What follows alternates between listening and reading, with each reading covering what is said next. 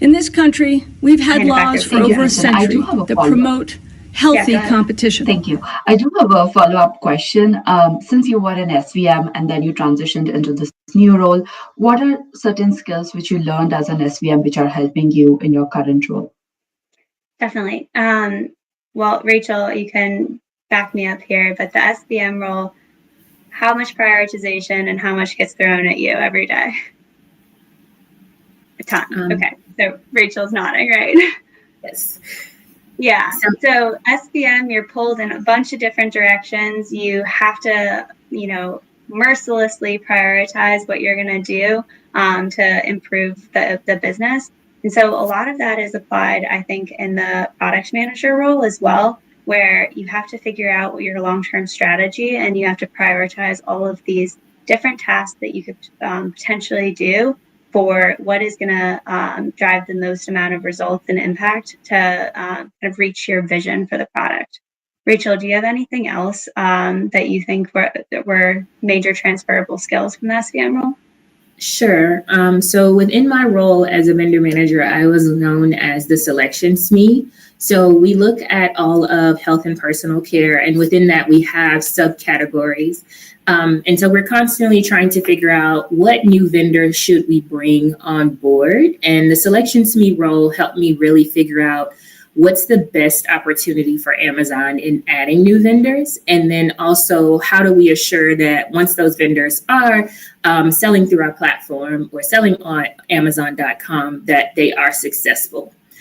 When I moved into the product manager role, I actually started by building out selection products. So it helped a lot that I'd been a selection SME as a VM and understood what that onboarding process was. I understood where the vendor frustrations lie and what it's like to actually set up a product on Amazon, get it in-house, and actually make it available to customers.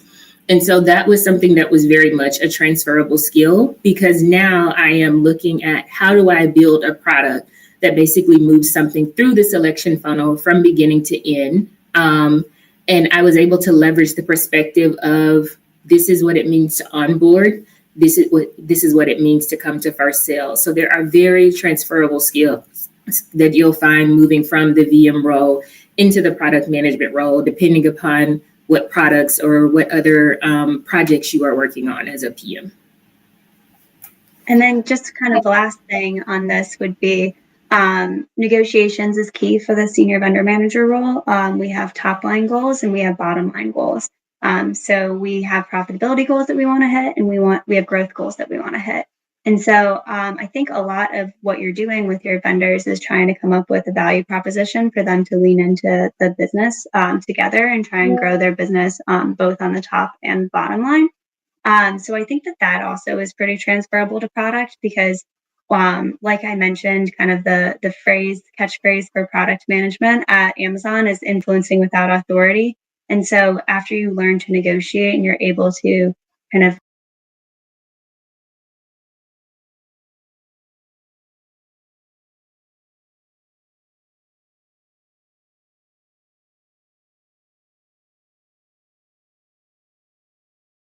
and understand what the current state of the business is, and then try and come up with an idea for what you think the future state of the business should be. So negotiations, I think, helpful, to for any role in the future, and even to just like negotiate your personal rent down year over year if you need to. Thank you both. Thank you both. Moving on to some equally exciting roles. Jennifer, I would invite you next to walk us through the day in the life of a marketing manager. Yes, so as a marketing manager, I am really working to create new opportunities for brands to invest in. I work a lot on new product launches. So for example, Microsoft launched their Copilot Plus PCs earlier this year, and I was really involved with helping them launch that on Amazon and get as much visibility and traffic as possible. I'm also working to create marketing strategies for brands, and working on initiatives that will improve the customer experience. A lot of what I do is cross-functional, working with the ads team or vendor managers, account managers, tech teams, different partner teams, depending on what sort of initiative I'm working on. That will dictate which team I'm working on or I'm working with. And then I'm also really trying to think about the end customer, but also the brand as a customer to get them to invest more money into marketing programs and be able to reach customers at different parts of the marketing funnel and help their products be more visible on Amazon.com. Thank you, Jennifer. Sissy, as a supply chain manager, what is the problem you're solving for, and how does your day in the life of a supply chain manager look like? Yeah, definitely. I think as a supply chain manager, one of the things, there are like three parts in my work. The first one is definitely to remain the steady status of all of our operations. So that involves like lots of coordination and collaboration with different teams. The second part will be the SMEship. So in Amazon, everyone will be assigned to a SMEship, and in specific for me is like financial categorization. And all the finance classes I have taken at the business school actually comes to help. And I really like this point when I can be the expert in some subjects and providing like a guidance and suggestions for different teams. Sometimes even like team leaders or like the leader team will come to ask us SMEship's opinion on certain topics. So being a kind of like a knowledge leader in that part will be very fulfillment. Like it's a very fulfilled feeling for everybody. The third part will be like firefighting. In operation, there are always all kinds of escalations or like accident issues, and we have to be able to move very fast. That is also kind of like one of the principles of Amazon, to solve the problem and more importantly discover like new opportunities within those issues or like escalations to better provide a customer experience here. Yeah, that would be all of my role. Thank you.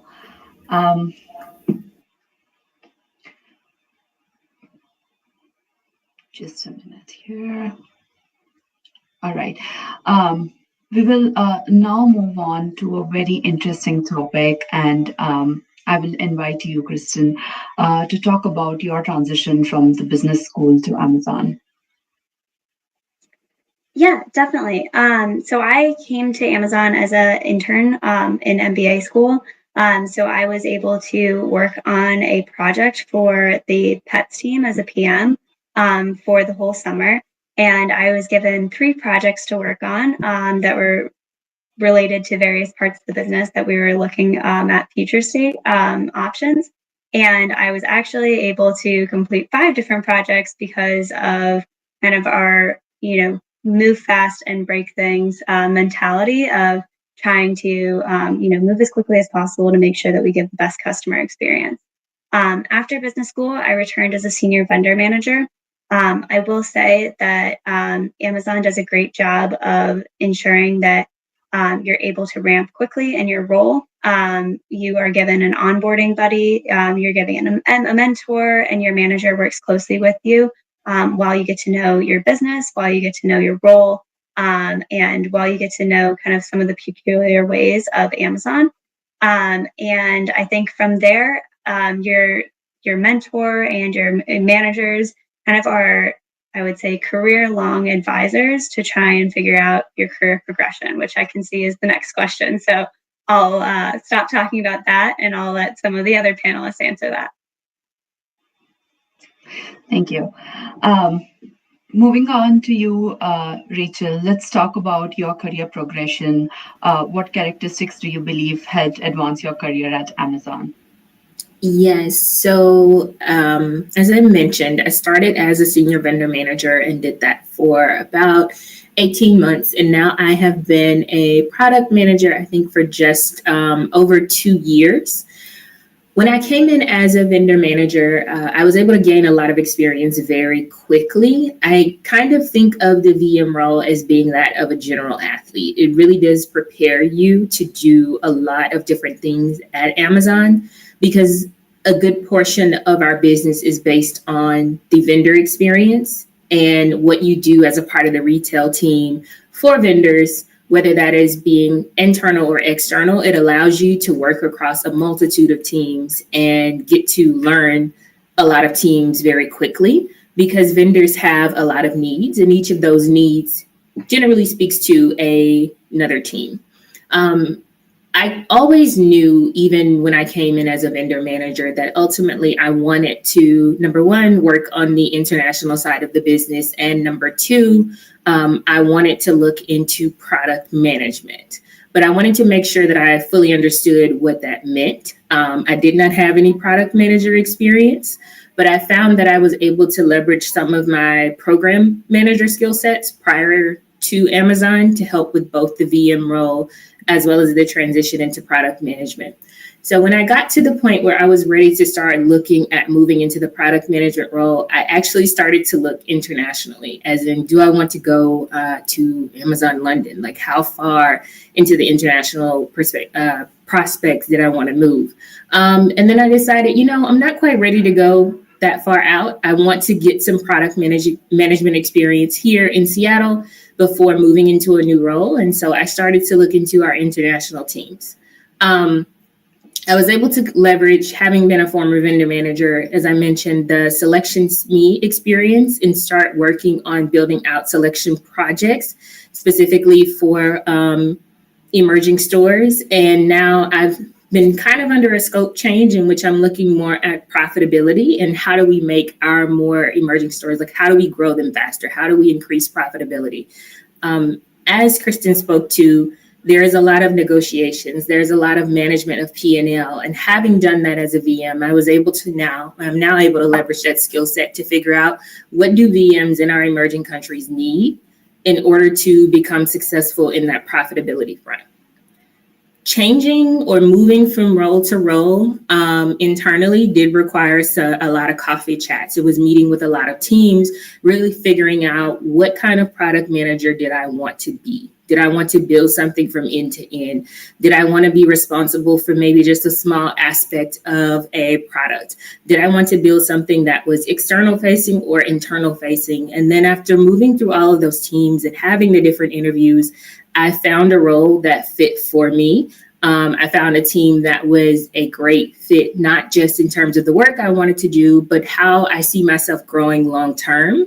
It answered or checked off all the boxes of being able to work across the international teams, but also giving me that early product management experience that I felt like I needed before moving into something larger. And it came with a lot of support, and that support being that I was still here in Seattle, so I could leverage the VM experience and my VM teams here in Seattle to help me progress into moving into that international space. And really developing my career here at Amazon. Thank you. Sissy, my next question is to you. You were a former intern and then joined Amazon full-time. How do you position yourself for these opportunities, and what is your support system here at Amazon? Yeah, happy to answer that. So yeah, I interned at Amazon at 2022 as a vendor manager. Then I came back at 2023 as a senior category merchant manager.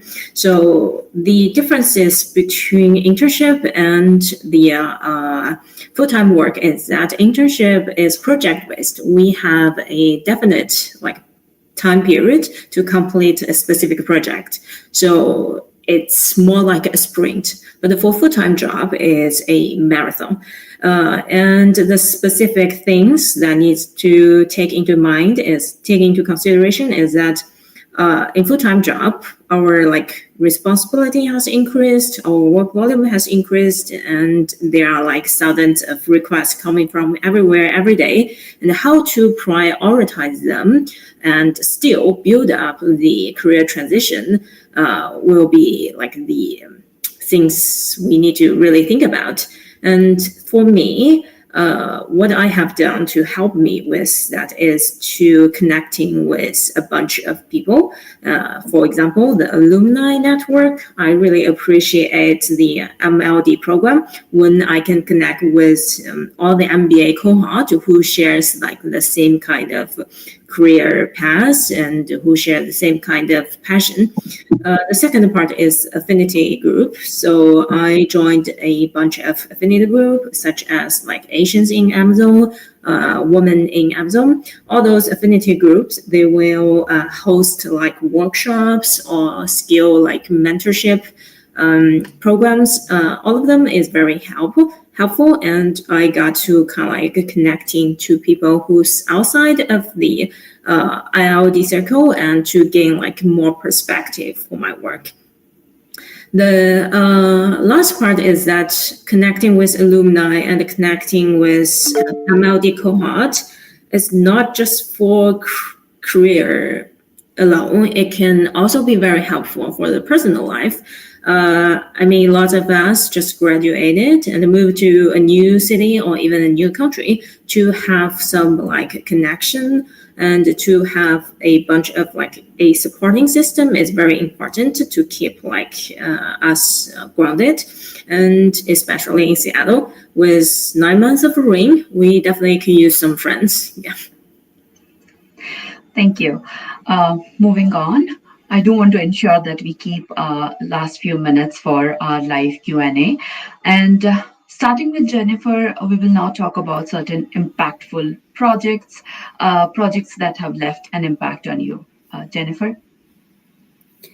Thursday Night Football was really an impactful project for me. It still is. I'm in the thick of it right now as the season starts in 2.5 weeks. When I first got put on this project, I was really intimidated. I had never worked on anything deals related, and the whole deals work stream and terminology felt like a foreign language to me. However, it really working on such a high visibility project was so good for me. It pushed me to take ownership and get more comfortable communicating with leadership, being able to voice my opinion, recommend a course of action, and just really be the thought leader in that space. And it was great. As an added bonus, last year was the first year we ever did these in-game deal opportunities, and we ended up winning a Sports Emmy for Outstanding Interactive Experience. So that was very exciting, and I'm excited to work on it again this year and think about how can we scale it, how can we get more brands interested, more brands participating, collaborate more across teams at Amazon to make this truly an integrated experience. Interesting, and congratulations on that award. Moving on, Rachel, do you recall any such assignments that excited you the most? I'd say if I consider what's excited me the most, there was a recent project that I worked on. It was the first time that I was working on a project in which I was being asked to design something. So there's kind of two paths across the product management space, some of which you may look at what we call like parity work, where something exists in another marketplace and you are expanding it. And then there's the opportunity to work on something from end to end where you develop the concept and you design it and then it moves into launch. There was a high level of complexity because it was the first time that I had not only internal partners from all of our marketplaces telling me what they needed and trying to develop thoughts around how do we actually give them what they want, but our partner team that we worked for, which was an external source, was also asking me the same thing and saying, how does Amazon do this? And how do we create something from end to end that satisfies your customers? It was intense. It may have been one of the most intense projects that I've worked on, and it required a lot of, I'd say, bandwidth and hours, but it also gave me the skill set to be able to do that for other projects now. So I can now go to my manager, my partners, and they'll tell me something that is very vague, and I now know how to think through it from beginning to end to say, you know what, you don't need to give me all the details. I don't actually need a framework. Just tell me at the core what the problem is, and then I can figure out how to design from there. So it's really helped me expand my skills as a product manager, but it's also given me a boost of confidence because I'm no longer feeling as if I need someone to give me guidance in order to start something. I can move forward with just an idea and I can develop a product from end to end and give a solution that works well for Amazon. And that project was really impactful furthermore because it was done across so many marketplaces. It now exists at Amazon for 22 markets. We're continuing to work on it, expand it, improve it. But it was the first of that kind of was very challenging. But it also was the first, again, that I was able to design from end to end. So quite excited about that. Thank you. Achieving an optimal work-life balance is a constant challenge as we try to juggle the demands of our careers with the need of personal time as well as fulfillment. So moving on to this topic, Joe, I know you're here. So can you share your experience or advice on this topic, balancing work and personal life? And we can start with a quick introduction of yours. Yeah, of course. Sorry, I'm super late, everybody. My bus broke down this morning, so fun morning for me. And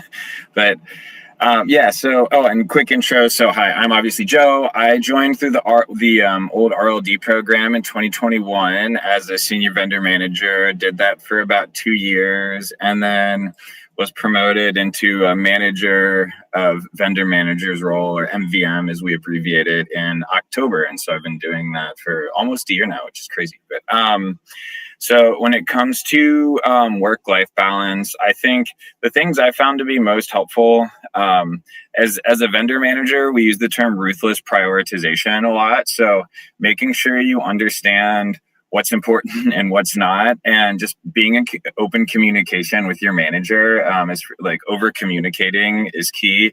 So I've generally found, that like I don't really work like consultant hours at Amazon. So of course there's like a late night here or there, but if you stay in lockstep with your manager and you understand what the key priorities are, then I found that the culture here, at least on the teams that I've been on, has been pretty work-life balance friendly. Thank you, Joe, for your insights. We're almost towards end of this presentation, and today's discussion might be incomplete without talking about Amazon's interview experience. I will now invite Sissy. Sissy, you have been through an Amazon interview loop. Talk to us about how you prepared. Yeah, definitely. So Amazon's behavioral question interview is like very structured. I think everyone is fairly familiar with that. And so I would just mention like a few points we might missed. The first one is the introduction, self-introduction, why Amazon, why MLD program, this kind of question. So for your personal experience, I feel like many people would say, oh, I'm interested in tech. I'm interested in product management. I'm interested in retail. But the key question is why? Why are you interested, and how does your passion about this role or this industry have been generated? So I would say for my own stories, I added my background information, added why I'm interested in this role and how does it connect it to the theme of my life stories. So that is the first tip. The second one is the ability to quickly link the question to leadership principles.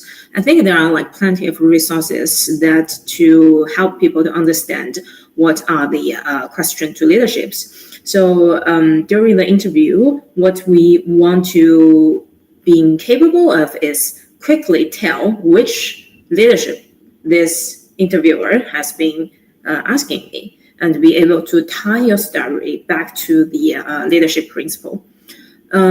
Is specifically in terms of the preparation. English is not my first language, so I practiced a lot. And some tips I have is always asking for feedbacks, always asking the person who listened to your story to repeat your story.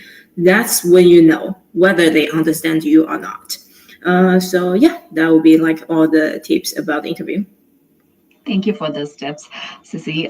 Jennifer, what did you do differently to prepare for the interviews? Would you like to share them with our audience?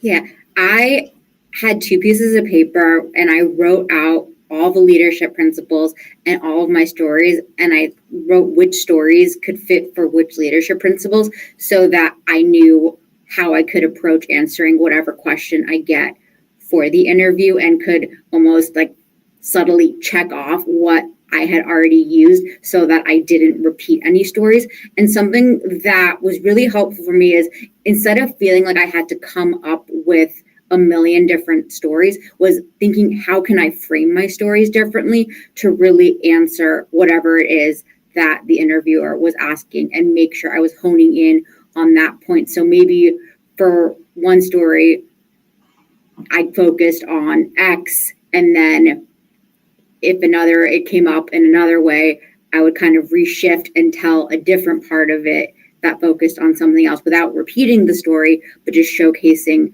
different skills and experience that I had. Thank you. And this is the time where we open for the live Q&A. If you have any questions, feel free to add them in the chat, and we will start taking them up.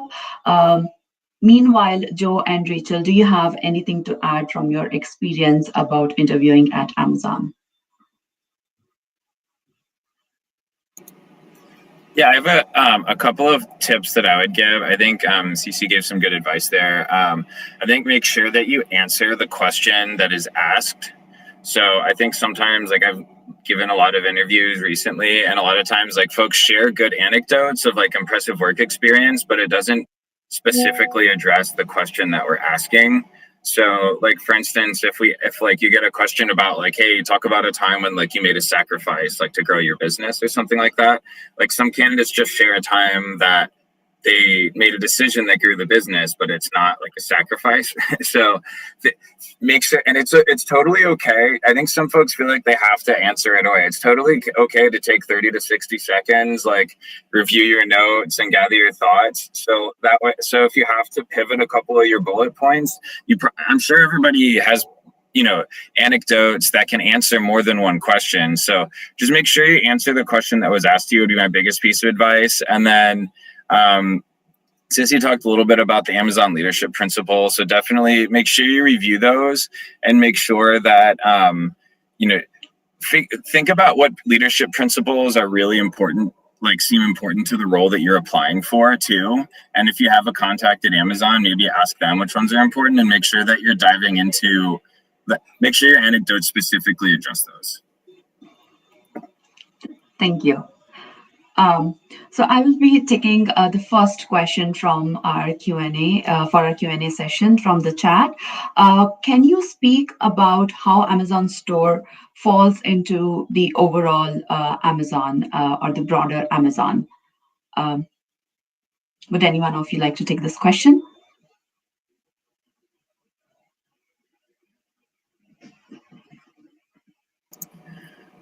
I mean, I can take a stab at it. I don't know if I fully understand. So if whoever asks can follow up in the chat if it doesn't respond. But, and I think like the two biggest different arms of Amazon are are like AWS and then sort of like the retail and like store side.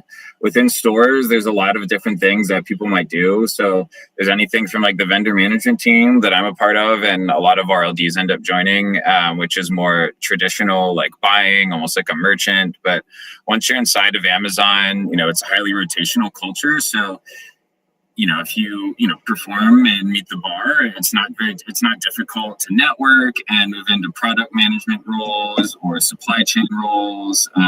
So there's a whole wealth of different roles like within North American stores too. And I mean, not even just North America. But I don't know if that answers the question or not.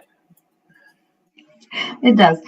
Thank you, Joe. And I can add the MBA Leadership Development Program, MLDP, is a structured 3-year rotational program within the Amazon Stores business. And when I say Amazon Store business, it encompasses the company's retail business, including online marketplace, physical stores, and other sales channels. I hope that answers your question. Rachel, moving on to you, and the question is, how does the store's leadership development program incorporates data science or business analytics? And if someone has a similar background, how can they align themselves to this particular role? So if we look at it either from the vendor management perspective or from a product management perspective, the data analyst roles can make or break how much progress you can make. If we're going to build a product, the first question that leadership asks is, what data do we have to support why we are building this product? As we move forward through that process, the question becomes, what data or metrics are we gathering on whether or not this was successful? So we as a team actually went to our leadership and pleaded and begged and begged and pleaded our way into getting our own data analyst. We had a shared data analyst and we're like, no, we can't progress as fast as we'd like to without having one that is respective to our team. So that's something I will say, if you have a data analyst background, there is plenty of work to be done here at Amazon. Either within the product management space or even as vendor managers, everything that we do here at Amazon is data driven, and we need either to prove why we are doing something or if it is successful after we have decided to make that decision. So there is always space and work to be done from an analytics perspective. Thank you, Rachel. There's another very interesting question about internship. How is the impact of an intern's work measured in this program, and what metrics are used to assess success? Sissy, I know you were a former intern, and I would send this question your way. Okay, yeah. So for this question, internship, we will be assigned for like a project. This project can be multiple things. It can be developing a dashboard. It can be developing a strategy. For me personally, is coming up with a 3-year selection strategy for the musical instrument category. And the specific measurement is pretty much the similar nature as a interview process. We will have a panel of a group of panelists who will read your doc and evaluate your doc and giving like their final things. So I would say the metrics, there might be, depending on like the differences between different projects, there might be certain like kind of like metrics, but overall it will come to the decision of hiring manager, skip manager, and anyone and other like stakeholders who's involved in this position and in this project. Thank you, Sissy. Another important question, does your previous role have any impact on the interview process? For example, does a candidate with vendor management experience will have preference over other experiences? Rachel, sending this question your way. Yes, so there is no preference. I had no experience as a vendor manager or within the retail organization. The interview process is actually more so designed to ask or understand, do you think like an Amazonian? How do you prioritize? If you're given a situation, how do you break down that situation and determine what needs to happen from one step to the other? And where are you willing to make sacrifices if needed? So it doesn't matter what your background is. It's a matter of, can you think through how we would handle a process from end to end here at Amazon? And that is what will get your foot in the door. Jennifer, would you like to add more details to this question? What strategies or key points would you recommend to effectively justify when you are pivoting your career? I think the biggest thing to focus on is, and I'm sure you guys have heard this a lot through your MBA program, just transferable skills. You might not have the direct experience in that industry, but giving insight into how you think, how you approach problems, and the impact that you have had in your current roles or previous roles, I think that's most important to really get across to any interviewer, and especially at Amazon. They really just want to know, how are you thinking, and can you think like an Amazonian? Thank you. Sending next question your way, Joe. It is about career progression, and you moved from an IC role to a managerial position. Can you share more about it? Yeah, for sure. I think the key at least at Amazon, that I found with moving into a manager role is making sure that you want to do it for the right reasons. So you want to, like, our expectation is that managers spend a lot of time developing their teams, and that it's not someone just looking to like climb their way up the ladder. And you want to make sure that you're in a position that you enjoy, like you like the work, you like what you're doing, and you want to stay there long term. Because otherwise, like I said earlier, it's not difficult, and it's actually encouraged at Amazon to make lateral rotations. So if you don't love the role, you don't need to try to work for a promotion. You can still continue your career and get good exposure by making rotations. And then long term, that's much better for you. But I found that I really love the vendor management piece and like the negotiations, and I really liked mentoring people. So I was able to step into that in October. Thank you. And before we wind up, I have one last question for our panelists. And any one of you can start in 2 to 3 lines. What advice do you have for our audience and someone who's ready to transition? Sorry, is that you mean to a manager role? In general, advice for our MBA students looking to move into their corporate roles. Got it. Okay. Well, I already spoke, so I guess I can go first. But I would say a couple of things that it is exciting, and congratulations to everybody like graduating or on the path to graduate. Know that you'll learn a lot of fun, really strategic ways of viewing things in your MBA. But no matter what kind of role you jump into post MBA, you'll probably have a lot of gritty like grunt work that you have to do, and that's okay. Like even in the manager role, I still have that. So I think being ready to flex those strategic muscles, but also being willing to roll your sleeves up is the way, and get things done is the way to like be successful and nail your interviews and everything. I'd just say you are smarter than you think you are. We all come out of our MBA programs, step into Amazon, and you're like, maybe I don't know how to do